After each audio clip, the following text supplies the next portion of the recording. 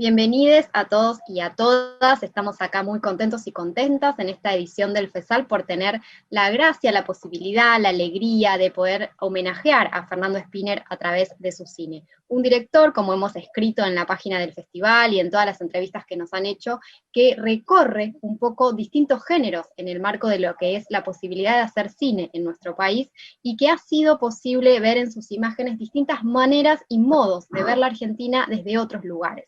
Es así que hoy lo tenemos y le agradecemos muchísimo la posibilidad de poder ver aquellos cortometrajes que incluso no veíamos hace tiempo, recuperar las películas como Adiós querida Luna, poder empezar a ver y a reflexionar incluso con él mismo sobre su propia historia, su propio pasaje de los recuerdos, las imágenes y la memoria en la boya. Pero no me voy a extender en hablar de su cine porque podría estar horas hablando, sino que le voy a dar la bienvenida a Fernando y a Lisandro, que es nuestro periodista invitado para la entrevista de hoy. Bienvenidos a ambos y los queremos escuchar.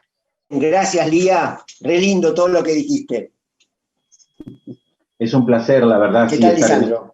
Bien, muy bien. Un placer estar en este espacio con vos, Fernando. Obviamente, para cualquiera que le interesa el cine, conocer en profundidad tu obra es más que importante.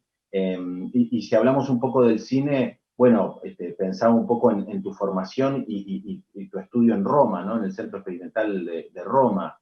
Me imagino que eso, como para cualquiera que ha estado ahí, debe haber sido clave, me imagino, hasta el día de hoy, ¿no? ¿Cómo fue estudiar en el Centro Experimental, cine en el Centro Experimental de Roma?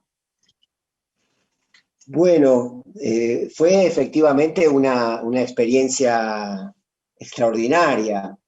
Yo estudié allá a principios de los 80 y era una época en la que todavía estaba vivo el gran cine italiano. Todavía vivían los grandes autores que dio el cine italiano y estaban haciendo películas. Monicelli, Ettore Scola, Fellini, Antonioni, Bertolucci, grandes directores que seguían haciendo películas en esa época y a las que yo tuve posibilidad de asistir a los rodajes, de tener a muchos de los responsables de ese cine como profesores, ¿no? Tuve profesores como Carlo Di Palma, director de fotografía de Antonioni, y después de Woody Allen, como Furio Scarpelli, guionista de casi toda el gran cine, la comedia a la italiana, las películas como Nos habíamos amado tanto, Los desconocidos de siempre, directores como Ettore Scola, Monicelli, etc. Así que bueno, la posibilidad de llegar a un país con una gran historia de cine y con esa historia viva y presente y produciendo. Así que fue genial, fue increíble. Me imagino. Bueno, y en ese marco empecé a repasar un poco tu carrera, como hemos hecho a lo largo de esta retrospectiva. Vos sabés que para los platenses es muy particular la sonámbula, porque bueno, claro, vos lo recordás, filmar en la catedral de la ciudad, ese lugar tan mitológico particular. Contanos un poco, bueno, cómo fue lograr filmar ahí adentro y luego el momento en sí, correr, el solo hecho de ver a alguien corriendo adentro de la Catedral de la Ciudad de La Plata, te aseguro que hasta el día de hoy, aunque sea en blanco y negro, como sucede un poco ahí en el momento, es sorprendente, porque uno piensa que en cualquier momento alguien los va a parar o algo va a pasar. ¿Cómo fue ese gran momento de filmar en la Catedral de La Plata? Bueno, fue muy significativo y la Catedral de La Plata es muy significativa para mí por el hecho de que la sonámbula empieza ahí. Es una iglesia gótica extraordinaria y es una iglesia, la Catedral de La Plata te diría, prácticamente imposible iluminarla. Hay que saber a qué hora hay que ir a filmar y el día tiene que ayudar climáticamente para que sea posible hacerlo. Tuvimos mucha suerte, fue una jornada de rodaje muy inolvidable, fuerte, con Walter Santana, que fallecido actor que actúa en esa escena, con Sofía Virubov, que es la protagonista. En esa escena también participan Alan Pauls y Rodrigo Fresán, que son unos guardias que la llevan a ella. Claro. Y fue muy lindo, te digo, o sea, para un director de cine, lo grosso es contar con grandes actores y con grandes locaciones. Por supuesto. Esa locación era un lujo increíble, una locación extraordinaria y que le da a la película, ya en el principio, la empuja hacia una grandeza visual muy poderosa, ¿no? Absolutamente. Bueno, hablando un poco de esa obra y en general de tu cine, tuviste la colaboración de Piglia y de Bielinski a la hora de escribir. Digo, ¿cómo es, ahora yendo un poco al detrás de escena, digamos, eso, juntarse con tamañas personalidades para crear? Bueno, ese te diría que como juntarse con amigos, digamos, o sea, en el caso de Ricardo Piglia, yo había tenido la posibilidad de conocerlo a través de Lorenzo Quinteros, que yo estaba haciendo en esa época una serie en Canal 13, que él era uno de los protagonistas, que era Zona de Riesgo, y había leído sus novelas Respiración Artificial y La Ciudad Ausente, así que, bueno, fui con mucho respeto y admiración a proponerle llevar adelante este proyecto. Era mi primer película y él fue muy generoso y rápidamente le interesó. Yo tenía escrito una primera versión, así que se introdujo a ese mundo que tenía mucho que ver con el mundo de La Ciudad Ausente. Y fue, bueno, fue genial. Gracias a ese trabajo nos hicimos amigos. Tiempo después viajamos a Madrid para la presentación de La Sonámbula, y él me propuso hacer Los Siete Locos y los Lanzallamas, de Roberto Art, en la televisión pública, que codirigimos con Ana Peterberg. Fue una adaptación de él, y él quería que fuera yo quien lo dirigiera, así que bueno, una persona que es una alegría haberla conocido y haber compartido experiencias artísticas. Y en el caso de Fabián Bielinski, nosotros éramos muy amigos, habíamos escrito previamente con Fabián y con Pablo de Santis el guión de Bajamar, una serie de TV que hicimos a mitad de los 90, de 4 capítulos, hecha en cine, con un gran elenco y un gran equipo. Y bueno, fue natural que él había sido además asistente de dirección de Bajamar, así que nada, un gran amigo a quien admiraba mucho y de quien aprendí muchísimo de cine, ¿no?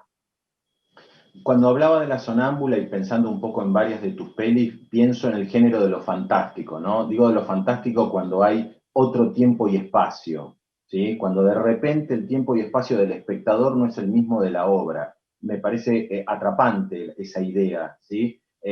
¿Cómo, digo, porque después hablamos un poco de tu próxima peli que va en ese sentido, pero me parece que en general, o yo desde mi subjetividad creo que mucho de tu obra trabaja esta idea de distintas maneras, pero en definitiva con el eje de lo fantástico, otro tiempo y espacio, ¿no? Con toda la amplitud que se puede usar para esos dos conceptos. ¿Es un recurso clave para vos? ¿Lo pensás esa idea de construir nuevas realidades?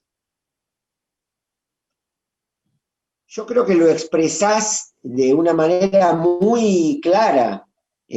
Coincido con lo que vos decís, porque si bien es un desafío mucho más difícil y complejo, porque cuando uno hace realismo, y hay grandes películas realistas, digamos, no es que haya un género mejor que otro, pero cuando uno hace realismo, ya inicia la película y eso es como lo que acabás de ver afuera del cine, digamos. Entonces ya estás ahí, venís de ahí y estás ahí. En cambio, cuando vos abordás un género, construís una dimensión única, que es la que está transcurriendo en la película, y que entonces hay que hacerle pilares muy sólidos y pensar mucho y trabajar mucho, indagar, buscar, probar, porque lo que construyas es lo que sostiene al mismo tiempo. Entonces, efectivamente sí, a mí me gusta mucho ese desafío de construir un universo, ¿no? Que es único y que transcurre en el momento que la película funciona. En el caso de La Sonámbula, que hablábamos recién, es una hipótesis de futuro onírica. Entonces, eso la hace más única todavía, digamos, ¿no? Que le comento a los espectadores que iba a ser el 2010. Digo, la película es de los 90 y vos planteabas un futuro distópico en el 2010, ¿sí? Con lo cual siempre interesante de jugar, bueno, ¿qué fue nuestro 2010 y cuál vos lo pensabas? Me encanta esa creación, digamos, eso, ¿no? Total, coincido plenamente. Y en algún sentido también eso mismo sucede con Abayay, porque si bien Abayay es un western de gauchos, es construir un tiempo pasado al que no podemos del cual no podemos tener una verdad unívoca, sino que es una construcción y que en su construcción está sus propios sostén o su dificultad de sostenerse.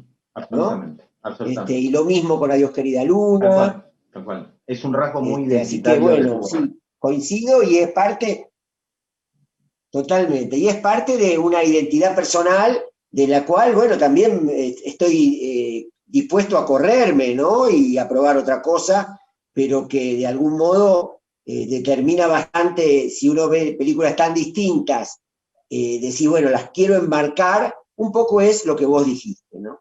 El modo de enmarcarla. Claro. Bien, ¿y de qué vendrá Inmortal, tu próxima peli? Que la esperamos con muchas ganas y que tiene un elenco que ya sabemos, Belén Blanco, Daniel Fanego, digo, entre otros varios.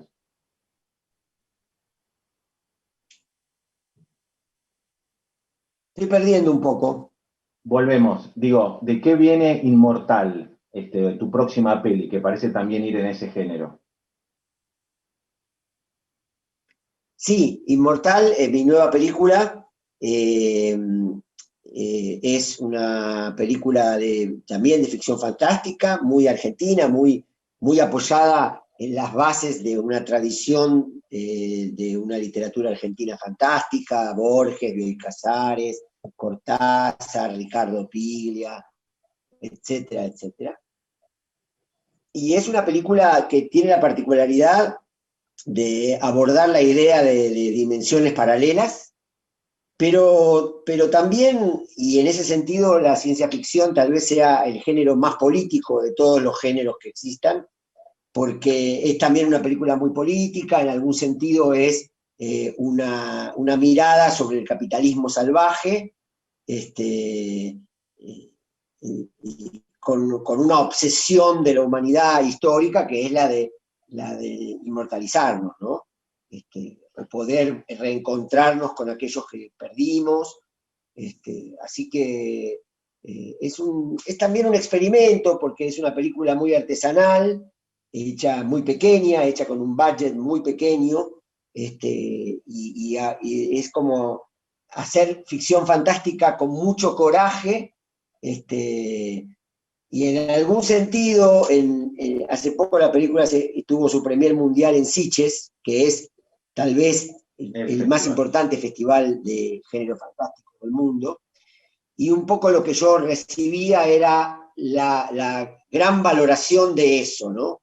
Como decir, bueno, qué coraje con tan poquito, tanta pasión por filmar una historia fantástica, ¿no? Claro.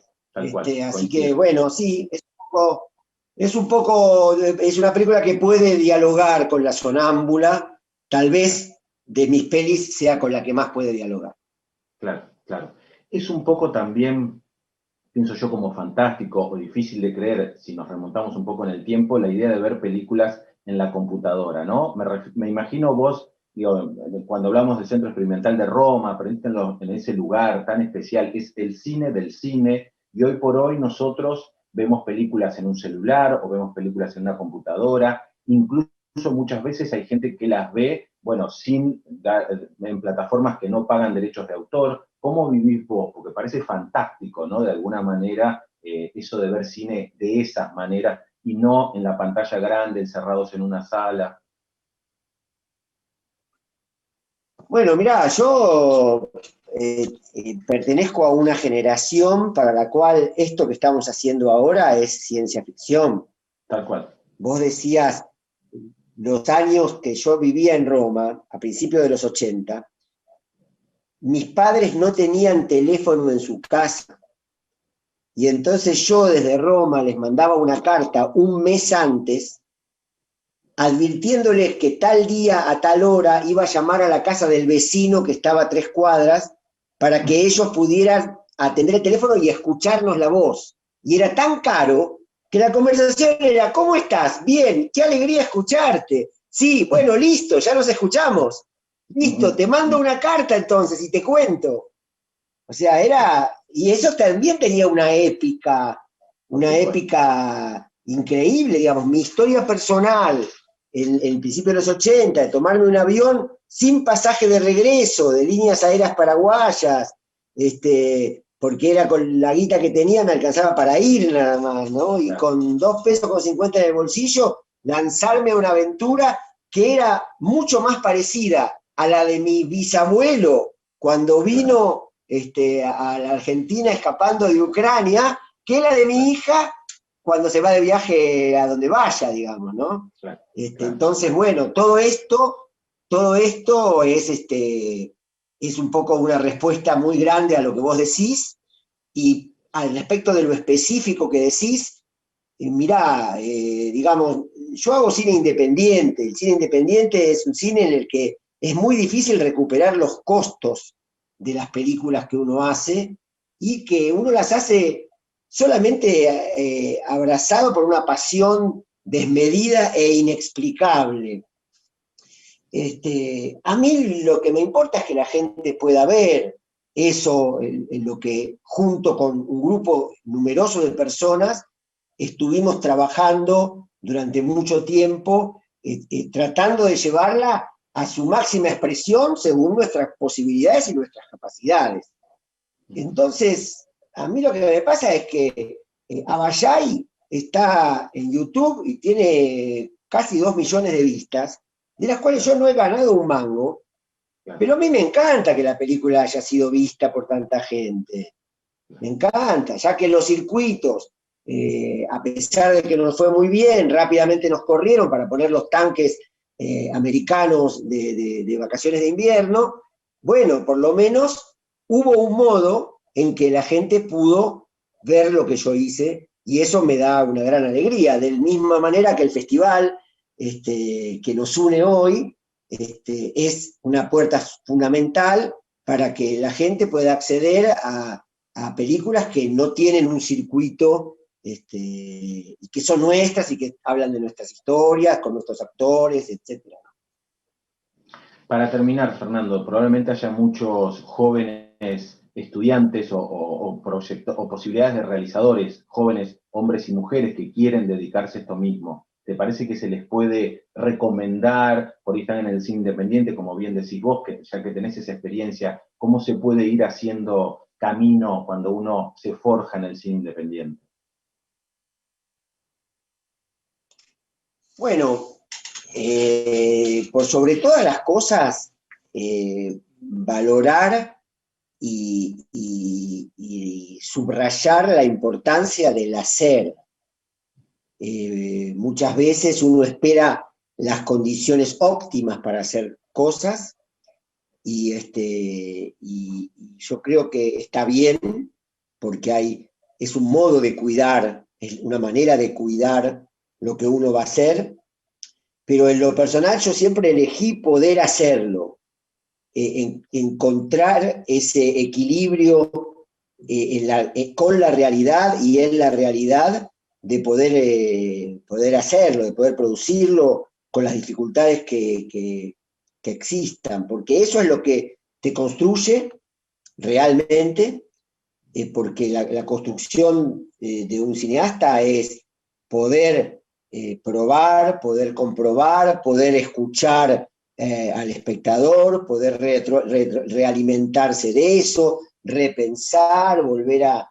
Y el oficio es algo muy importante en cualquier actividad, en cualquier actividad. Un zapatero que empieza, estoy seguro que un zapatero que hace 15 años que es zapatero, lo va a hacer mejor que el zapatero que empieza, porque el zapatero que empieza todavía tiene que recorrer la experiencia, la vivencia, Entonces, bueno, eso por un lado. Por otro lado, entender de que es una construcción colectiva de la que todos son parte, y en ese sentido es muy importante que haya quien conduce, pero quien conduce tiene que saber que cada uno de los que participan es un mundo, que no solo tiene que saber dónde poner la cámara, o cómo dirigir a un actor, o cómo elegir un lugar, o etcétera, etcétera, sino poder conducir un grupo de personas con un objetivo común, y además valorar mucho el recorrido, el hacerlo, cómo vibrar con los otros, cómo abordar una situación que está muy atravesada por la neurosis, porque hay dinero en juego, por más poco que sea, siempre es mucho para el bolsillo de una persona, porque se ponen en juego las expectativas y las ambiciones y los deseos de muchas personas, porque hay tecnología, porque hay una cantidad de variables difíciles de controlar, pero en ese combo al que yo a veces llamo torbellino, es posible que suceda algo, es posible que suceda algo del orden de lo único, de lo mágico, de lo que aparece ahí, donde una gran cantidad de verdades se ponen en juego, y un deseo muy poderoso y una búsqueda y una pasión logran la alquimia que genere eso. Y eso es increíble. Y para eso hay que estar atento, preparado, abierto, y verdadero.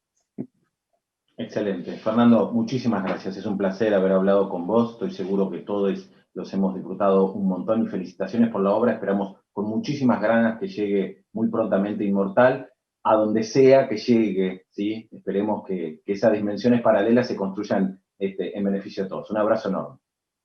Bueno, muchas gracias, un abrazo muy grande para todos los que son parte para todos los que son parte del festival.